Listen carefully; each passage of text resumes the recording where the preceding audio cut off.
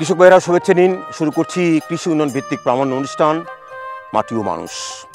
শুধু দর্শক, আমাদের আজকের অনুষ্ঠানের বিষয় হচ্ছে বীজ আলু উৎপাদন।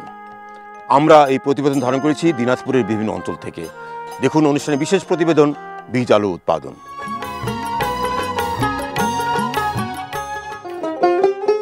মাটি ও মানুষের ধারণ দল আমরা এই মুহূর্তে দিনাজপুরের বুচাগঞ্জ উপজেলার দেউর গ্রামে।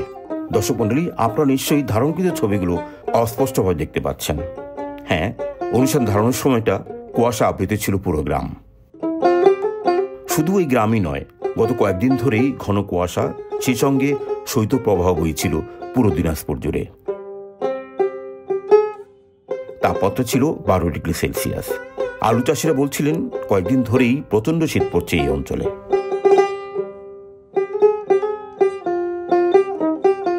সেদিন দেউর গ্রামে সকাল 12টা অবধি সূর্যের দেখা মেলেনি। এরই মধ্যে দেখা গেল কুয়াশার মধ্যেই চাষিরা ভাইরাস আক্রান্ত গাছগুলো তুলছেন এবং কিষানের মাঠ পরিদর্শক আব্দুর রাজ্জাকের পরামর্শে আক্রান্ত গাছগুলো জমির পাশেই গর্ত করে পুঁতে রাখছেন।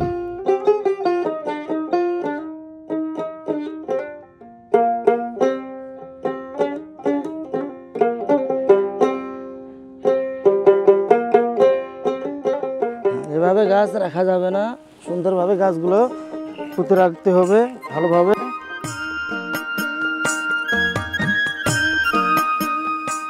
মানসম্পন্ন বীজ আলু উৎপাদনের জন্য এই প্রক্রিয়া খুবই গুরুত্বপূর্ণ, কারণ এরকম ঘন কুয়াশায় বীজ আলুতে লেড ব্লাইটের আক্রমণ হয়।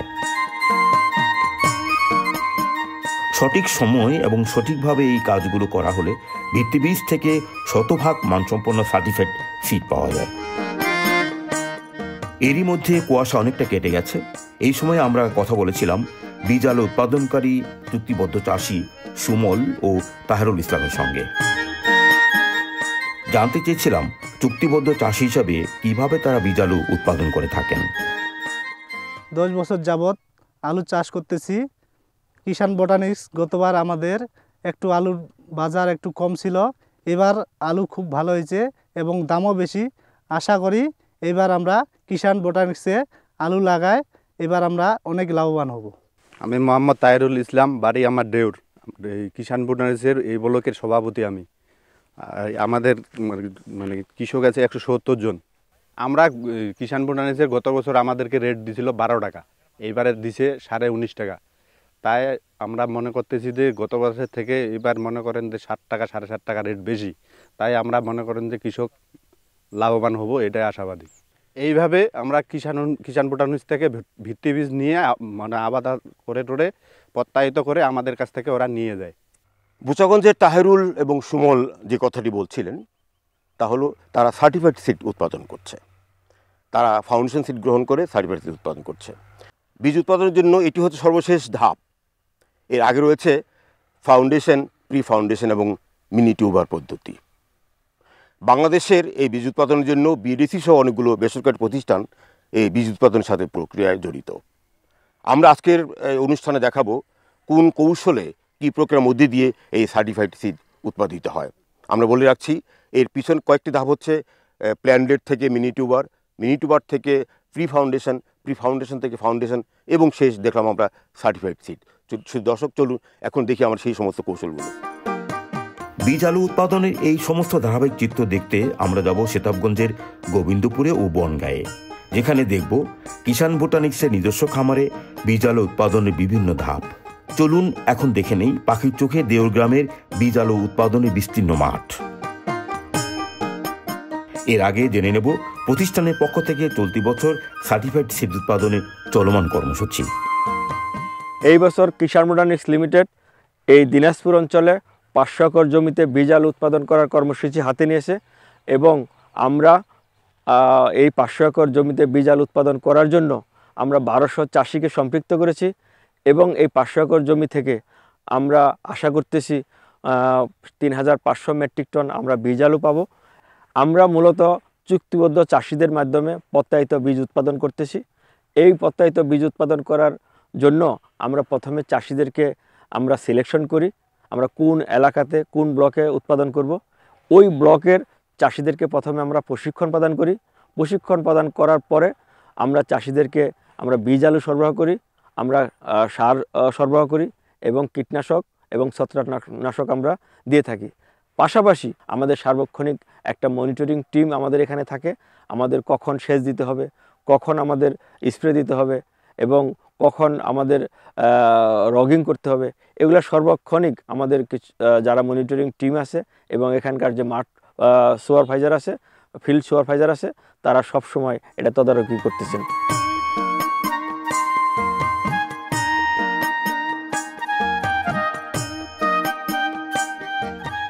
দেউরগ্রাম থেকে আমরা এখন সেতাবগঞ্জের গোবিন্দপুরে, যেখানে কিষান বোটানিক্স চলতি বছর মিনি টিউবার উৎপাদন করছে। তো এবার কি পৃথক পৃথক জায়গাতে করেছেন? পৃথক পৃথক আর ডিফারেন্ট। সেতাবগঞ্জে এই অঞ্চল কতটুকু করেছেন? সেতাবগঞ্জে এই অঞ্চলে আমরা 500 একর জমিতে প্রোডাকশন 4.5 লাখ প্ল্যান্টলেট। এখান থেকে আপনার মিনি টিউবার হবে। তাহলে মিনি টিউবার এক জায়গাতে করছেন? মিনি টিউবার এক জায়গাতে। কত জায়গাতে করছেন এগুলো? আমরা 4.5 একর জমিতে মিনি। এখানে 4.5 একর। 4.5 একর। চলুন আমরা দেখি সব। চলেন আমরা দেখতে পারি।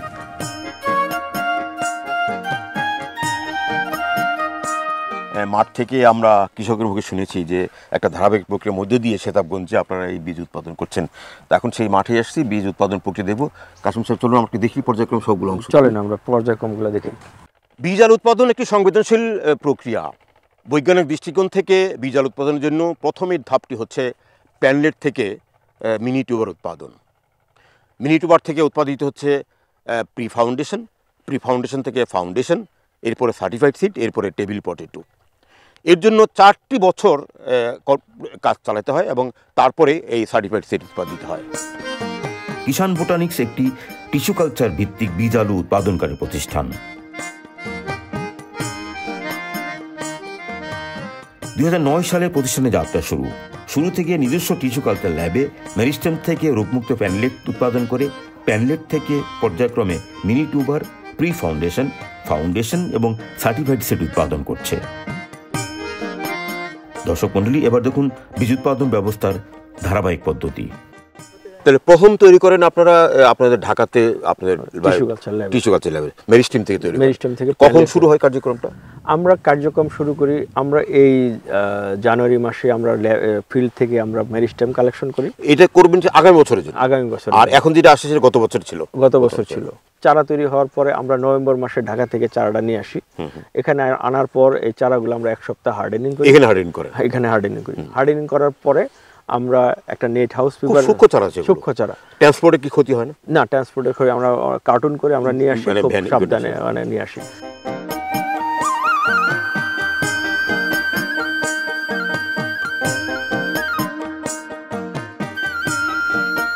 কৃষিবিদ আবুল কাসেম সাহেব, আপনারা যে প্ল্যানলেট থেকে মিনি টিউবার যে এখন দেখতে পাচ্ছি প্লটটা, এগুলোর বয়স কত এখন? এগুলোর বয়স 40 দিনের মতো। যে বাড়ন্ত দেখতে পাচ্ছি তাতে কি মনে হয় যে কেমন হবে, মানে ফলন কেমন? আমাদের যে গাছের গ্রোথ, তাতে আমাদের মনে হয় অনেক ভালো ফলন পাবো। 40 দিন, আপনি মোটামুটি 80 দিন লাগবে। 80 দিন লাগবে। তো এখন কি শুরু হয়েছে? এখন টিউবারাইজেশন শুরু হয়ে গেছে। একটা গাছে কত আসবে? একটা গাছে প্রায় 30 থেকে 40টার মতো টিউবার। এই গাছটা কত আসতে পারে? এই গাছটার মধ্যে 30 থেকে 40টার। আমরা একটু এখন কোনো পোকার আক্রমণ হতে পারে এই সময়? এখন পোকার আক্রমণ হতে, ব্লাইটের আক্রান্ত হতে পারে। কেন ব্লাইট? কেন? ওয়েদারের খারাপ কারণে। কিন্তু আমাদের যে বৃষ্টি হলে তখন ব্লাইট বেশি হয়, কিন্তু এখন তো বৃষ্টি কুয়াশার কারণে মনে বলতেছেন এগুলো? ব্লাইটের জন্য মানে সুইটেবল তাপমাত্রা কি? তাপমাত্রা ফ্যাক্টর। ওয়েদার হলো ব্লাইটের মানে জন্য সবচেয়ে মানে নির্ভরযোগ্য, মানে সুইটেবল ওয়েদার হলো ফগি ওয়েদার থাকতে হবে, গুড়ি গুড়ি বৃষ্টি থাকতে, মানে মাথায় যাতে আপনি দাঁড়ায় থাকলে আপনার শিশিরে মাথা ভিজে যাবে এরকম একটা ওয়েদার থাকতে হবে। এখন যে অনেক ফগি ওয়েদার চলতেছে, এই সময় আমরা যদি সচেতন না হই তাহলে যে কোনো সময় আক্রমণ হতে পারে। মানে কি সচেতন হতে হবে? মানে আমাদের শিডিউল 1 সপ্তাহ পর পর আমাদের স্প্রে করতে হবে। কেউ যদি স্প্রে না করে তাহলে দেখা যায় যে কোনো সময় ব্লাইটে আক্রান্ত হয়ে যায়। এখানকার গ্রোথটা দেখি আমরা এখানে থেকে যে টিউবার আমরা দেখতে পাচ্ছি, এই যে টিউবার আমরা যে শুরু হয়ে গেছে, এই যে দেখেন ছোট ছোট, এই যে এটা বেশ বড় হয়ে গেছে, এটা দেখেন এই যে বড় হয়ে গেছে। এরকম অনেক। এখন কয়টা হয়েছে মনে হয়? এখন এখানে 10, 12টা, 13টা এরকম আরো ধরবে। বেশ তো সুন্দর এখানে অনেক। হ্যাঁ, আমরা এইগুলো তো মিনি টিউবার। হ্যাঁ, এগুলো বেশ শুরু হয়ে গেছে। এই যে এই গাছের কতগুলো হবে বলছেন? মোট হলো 30 থেকে 40টা। এখন আচ্ছা কারণ সাহেব এখানে ছোট দেখতে পাচ্ছি, বড় দেখতে পাচ্ছি। হ্যাঁ হ্যাঁ, এই যে মানে ম্যাচুর কি একই সময় হবে নাকি? এটা একটু বড় হবে, এটা আরো একটু ছোট হবে। এই দেখেন, তাহলে কি এটা আপনারা যখন গ্রেডিং করে, যখন আপনারা ই করবেন, স্টোরিং করবেন, তখন গ্রেডিং করবেন? আমরা গ্রেডিং করব, একটা একটু বড় সাইজের মিনি টিউবার গ্রেডিং কিরকম গ্রেডিং হয়, কয়টা গ্রেড হয়? এটা 2টা গ্রেড হবে, একটা হলো একটু ছোট সাইজের, আর একটা হলো এটা হবে আপনার এ গ্রেডের সাইজের ছোট। আর এগুলো কি হবে? এগুলো হবে আপনার ইউএস সাইজের, আন্ডার সাইজের, মিনিটর সাইজের এরকম।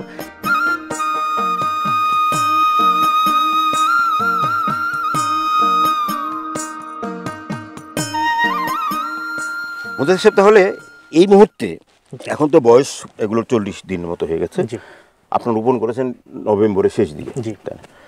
এখন এই মুহূর্তে 80 দিন পর্যন্ত কি কি ধরনের ম্যানেজমেন্ট করতে হবে এই প্ল্যানেট থেকে মিনিট তৈরি করার জন্য? আচ্ছা, এখন এই মুহূর্তে আমরা যেটা করছি যে শিডিউল স্প্রেটা মেনটেন করছি। প্রতি সপ্তাহে একটা স্প্রে আমাদের শিডিউল স্প্রে থাকে, সেটা করছি। আর কোনো অবাঞ্ছিত গাছ যদি থাকে, রগিং করাটা। আর সারের ক্ষেত্রে বা পানি সেচের ক্ষেত্রে? আচ্ছা, সেচটা আমরা মেনটেন করছি হচ্ছে বেসড অন ল্যান্ডের ওয়েটনেস। যদি ল্যান্ড শুকিয়ে যায় সেক্ষেত্রে আমরা সেচ দিচ্ছি।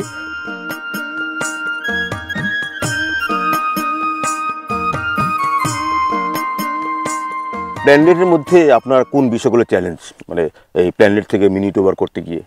প্ল্যানেট থেকে মিনি টিউবার করতে যে এখন দেখছে যে ফগি ওয়েদার, এই ওয়েদারে তো যেটা মাতৃবীজ, যদি এটা মানে লেড ব্লাইট আক্রান্ত হয় তাহলে কিন্তু আপনার অনেক ক্ষতিগ্রস্ত হয়ে যেতে পারে। আর লেড ব্লাইট আপনার প্ল্যানেটের জন্য অথবা প্রাকবৃত্তি বীজের জন্য খুবই ডেঞ্জারাস। লেড ব্লাইট তো সবটাই একই রকম ভাবে আক্রমণ হয়, তাই না? একই রকম ভাবে, মানে প্ল্যানেটের আলাদা কোনো তো মিনি টিউবার আলাদা কোনো তো নাই না। তবে এটা যেহেতু আপনার অনেক মানে আমরা কম এরিয়াতে আমরা কাজ করি, যেমন আপনি যদি ফাউন্ডেশন আমরা চিন্তা করেন তাহলে আমরা 100 একর ফাউন্ডেশন করেছি।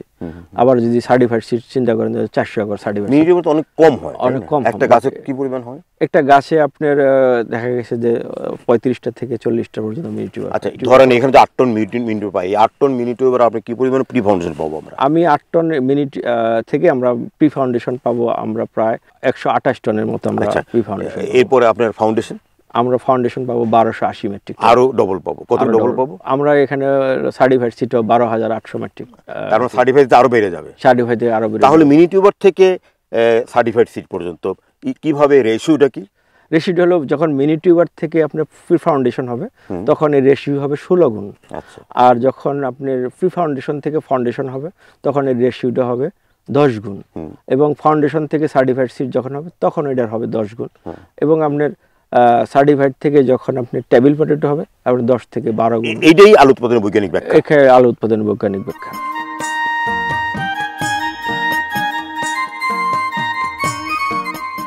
আসলে আমরা তো দেখলাম অ্যাস্টারিজ, না মানে প্ল্যানেট থেকে মিনি টিউবার পদ্ধতি দেখলাম। এখানে তো আপনি আরো অনেকগুলো ভ্যারাইটি করেছেন। আপনি আগে বলেছিলেন যে আপনি সানশাইন করেছেন, তারপরে অ্যাস্টারিজ করেছেন, ডায়মন্ড করেছেন। আচ্ছা, সানশাইন কত জায়গায় করেছেন? আমরা সানশাইন 50 শতক জায়গাতে করেছি। সানশাইন নতুন করেছেন, তাই না? আমরা নতুন একটা ভ্যারাইটি এবং এটা নতুন। আচ্ছা, সানশাইন কিংবা অ্যাস্টারিজের কি একই ধরনের ম্যানেজমেন্ট আপনি প্ল্যানেট থেকে মিনি টিউবার করার জন্য যে আমরা একটু আগে যে পদ্ধতি দেখলাম, একই রকম সব? প্ল্যানেট থেকে মিনি টিউবার উৎপাদনের সানশাইন এবং অ্যাস্টারিজের ম্যানেজমেন্ট একই। গতবার কি এরকম ছিল? গত বছর সানশাইন ছিল না, এই বছর সানশাইনটা আমরা নতুন ভ্যারাইটি হিসাবে আমরা এটাকে ঢুকাইছি। গতবার কয়টা ছিল? গত বছর 3টা ছিল। 3টা ছিল, অ্যাস্টারিক্স, ডায়মন্ড এবং গ্রানুলা। কাসম সাহেব, এই যে 3টা ভ্যারাইটি নিয়ে গতবার কাজ করলেন, 3টা ভ্যারাইটির মধ্যে আমরা যদি আপনার লার্নিং জানতে চাই, 3টা ভ্যারাইটি কি রোগ প্রতিরোধ ক্ষমতা কিংবা উৎপাদন সব মিলিয়ে পার্থক্য করা যায় কি? পার্থক্য করা যায়। 3টা ভ্যারাইটির 3 রকমের বৈশিষ্ট্য। আপনার উৎপাদনের দিক থেকেও আপনার যদি অ্যাস্টারিক্সের অনেক পপুলারিটি বাড়ছে, এটা রেড কালারের একটা ভ্যারাইটি। কিন্তু উৎপাদন মিনি টিউবার উৎপাদনগুলো, মিনি টিউবার উৎপাদন আপনার ডায়মন্ডের মিনি টিউবার উৎপাদন বেশি। আচ্ছা। এবং আপনার আবার অ্যাস্টারিক্সের ডিমান্ড সারা দেশে বেশি, লাল আলুর ডিমান্ড বাড়তেছে। তো ডায়মন্ড আর মিনি অ্যাস্টারিক্সের মধ্যে পার্থক্য হলো ডায়মন্ডটা রেড কালার, সাদা কালারের, আর অ্যাস্টারিক্স টেবিল পটেটো আমরা কালো বা সাদা যেরকম সাদা আলু যেটা পাই সেটা হলো ডায়মন্ড, এবং লাল আলু যেটা আমরা পাচ্ছি লম্বা সেটা হলো অ্যাস্টারিক্স, আর গোল যেটা পাচ্ছি সেটা হলো গ্রানুলা। এগুলো রোগ প্রতিরোধ ক্ষমতা একই রকম? রোগ প্রতিরোধ ক্ষমতা আপনার গ্রানুলা, আপনারা তো ম্যানেজমেন্ট করছেন, আপনারা তো আপনি অনেক এক্সপেরিয়েন্স গেদার করেছেন আপনারা, তো গ্রানুলা রোগ প্রতিরোধ ক্ষমতা বেশি।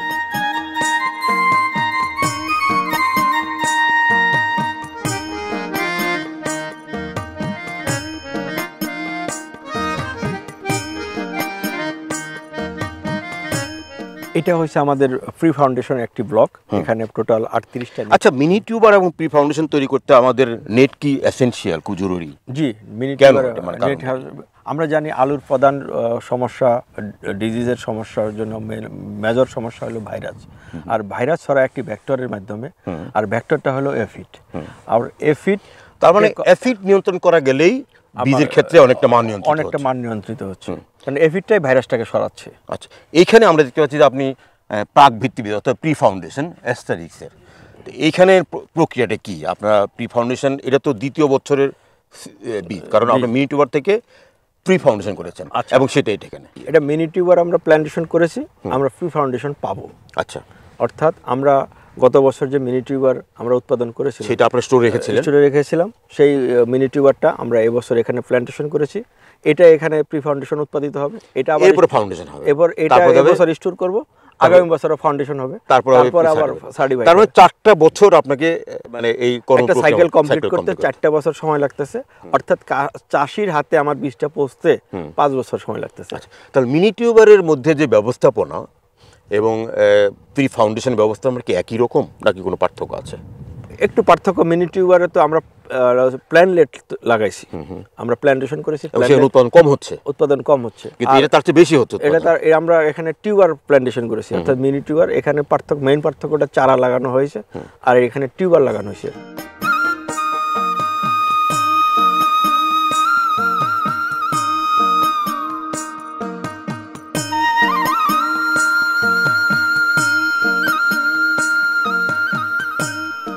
আমরা মিনি টিউবারে যে গাছগুলো দেখলাম সেটা কিন্তু অনেক ছোট, এর চেয়ে অনেক ছোট, কিন্তু এটা কিন্তু অনেক বড়। তার মানে কিন্তু সময়ের কোনো ব্যাপার আছে প্রি ফাউন্ডেশন রোপণ করার ক্ষেত্রে? সময় একই সময় লাগানো হয়েছে, এখানে টিউবার লাগানো হয়েছে, হ্যাঁ এখানে মিনি টিউবার লাগানো হয়েছে, টিউবার, আর ওটা হলো চারা লাগানো হয়েছে। তো ওখানে হার্ডেনিং করার পরে চারাটা লাগাইছি, লাগানোর পরে সেটা কিন্তু আস্তে আস্তে বড় হতে সময় লাগবে। এরকম গ্রোথ ঠিকই আছে, ওখানে তো 80 দিনে আপনি হারভেস্ট করবেন, এখানেও 80 দিনে হারভেস্ট হবে, কিন্তু এখানে টিউবার লাগানো হলে ব্রাঞ্চিংটা বেশি। আচ্ছা, কাশেম ভাই, আপনারা এই মুহূর্তে যে জিনিসটা নিরীক্ষা করছেন, রোগ বিষয়ে এই মুহূর্তে অনেক ধরনের রোগ হতে পারে, পিএলআরবি হতে পারে, রাইজেক্টোনিয়া হতে পারে, আপনারা কি বুঝতে পারছেন যে কোনটা রাইজোনিক কোনটা পিএলআরবি হচ্ছে? আমরা এটাই সার্চিং করতেছি, যেহেতু এটা প্রাকবৃত্তি, এটা এখানে নর্মালি মিনি টিউবার থেকে উৎপাদন হয়েছে। আপনি নর্মালি এখানে মোজাইক পিএলআরবি পাওয়া যাবে না, নর্মালি সেনসিয়ামতে পাবেন না। তারপর আমরা খুঁজতেছি যে পিএলআরবি নর্মালি পাতার লয়াল লিপটা, অর্থাৎ নিচের পাতাটা মানে করে রোল করে আসে, এরকম আমরা পাচ্ছি না। তো আমরা এটা সার্চিং করে দেখতেছি যে এরকম কিছু আছে কিনা। যদি হয় তাহলে কি করবেন? যদি হয় এরকম, তখন যদি হয় তাহলে আমরা টিউবার সহ আমরা এই গাছটাকে উঠাই ফেলবো। আচ্ছা, উঠে আমরা গ্রোথ কেমন দেখছেন? গ্রোথ কেমন এবার? আলহামদুলিল্লাহ, আমাদের এবার আপনাদের কাঙ্ক্ষিত লক্ষ্যমাত্রা যাবেন আপনারা? আলহামদুলিল্লাহ, আচ্ছা।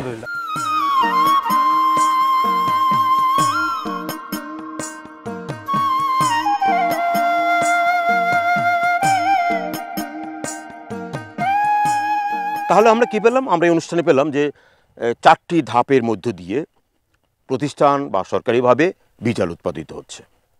বেসরকারি প্রতিষ্ঠানগুলো এই সার্টিফাইড সিডগুলো তাদের চুক্তিবদ্ধ চাষিদের মাধ্যমে তারা বীজ উৎপাদন করছেন এবং সেই চাষিদেরকে বীজ, সার, কীটনাশক এবং প্রযুক্তি সহযোগিতা করছেন। তারপরে তাদের কাছ থেকে সিডগুলো তারা ক্রয় করে নিয়ে যাচ্ছেন। এই প্রক্রিয়ার মধ্যে দিয়ে কিন্তু বাংলাদেশে বীজ আলু উৎপাদিত হচ্ছে। গতবারে আমরা একটা পরিসংখ্যান দেখেছি, গতবারে কৃষকরা অনেকটাই খোলা মাঠে তারা বীজ আলু বিক্রি করেছেন, কারণ তার মূল্য কম ছিল। চলতি বছর বিভিন্ন প্রতিষ্ঠান এর মূল্য বাড়িয়ে দিয়েছেন, তারা নির্ধারণ করেছেন প্রায় 18 টাকা প্রতি কেজি। সুতরাং এবার কৃষকরা ভালো লাভবান হবেন।